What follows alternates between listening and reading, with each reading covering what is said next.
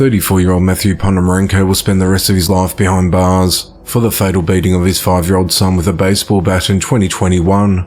On Thursday, the 9th of November 2023, Matthew pleaded guilty to 1 count of aggravated murder, 1 count of kidnapping, and 1 count of endangering children. A judge sentenced Matthew to life in prison with eligibility of parole after 45 years. At around 2 p.m. on Thursday, the 25th of March 2021, Matthew called 911 shortly after hitting his son Jax multiple times with a baseball bat at the home at 4707 Russell Avenue in Palmer, Ohio. He told dispatch that I just killed my son, adding that I was hearing voices. When police responded to the home, they arrested Matthew in the front yard. Authorities found his 5-year-old son in the living room with blunt force trauma injuries to his head and face, and was pronounced dead at the scene. Cuyahoga County Prosecutor Michael O'Malley said Matthew brutally beat and killed his own son. With this sentence, I hope the family can find a modicum of peace and solace. May Jax's memory forever live in their hearts. 36-year-old Shanika Ann McKinsey is behind bars for fatally strangling her 8-year-old son Jason Burgos. On the evening of Tuesday, the 14th of November, Shanika brought Jason's unresponsive body to Hialeah Hospital in Hialeah, Florida, where he was pronounced dead.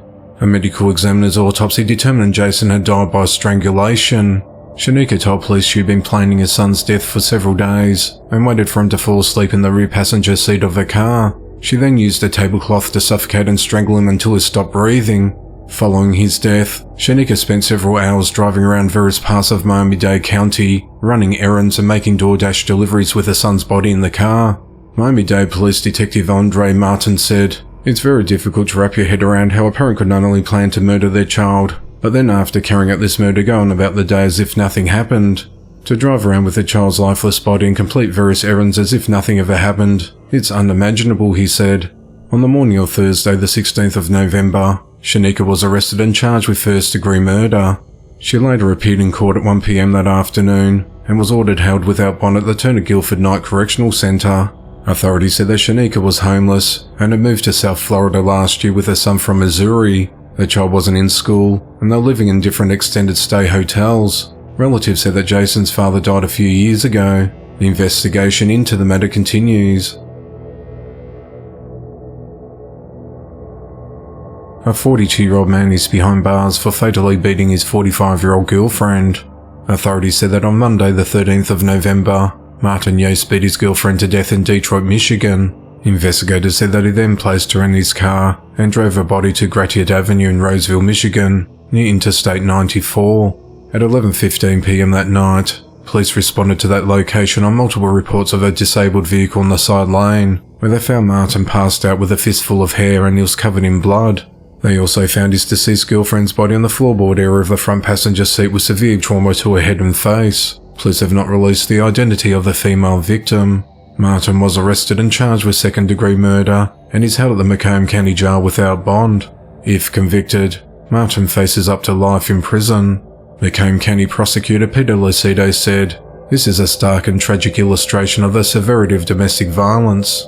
Such crimes are deeply serious, and we're committed to ensuring that justice is served." A 69-year-old man is behind bars for beating and fatally strangling his 68-year-old wife. At around 2:30 a.m. on Monday the 13th of November, authorities responded to the Iredale Memorial Hospital emergency room in Statesville, North Carolina, in reference to an elderly female victim of an assault. At the scene, deputies discovered that Clarence Tyson brought his wife Rebecca Tyson to the hospital. Medical staff attempted life-saving measures on the woman, but she was pronounced dead at the scene. Deputies spoke with Clarence and discovered that a domestic altercation had taken place at their home. Detectives executed a search warrant at the couple's residence at 141 West Iredale Circle and collected evidence and spoke with witnesses. Further investigation revealed that Clarence brutally assaulted his wife at their home and then brought his unresponsive wife to the hospital for emergency treatment. The Chief Medical Examiner's Office completed an autopsy on Tuesday the 14th of November and concluded that Rebecca died of strangulation. She'd also sustained other severe injuries from the assault, including multiple broken bones and bruising. Following the autopsy, Clarence was arrested and charged with first-degree murder. He remains held at the Iredale County Jail without bond. Tyson has an extensive criminal history, including past charges of felony larceny by an employee assault on a female, and driving while impaired. The investigation into the matter continues.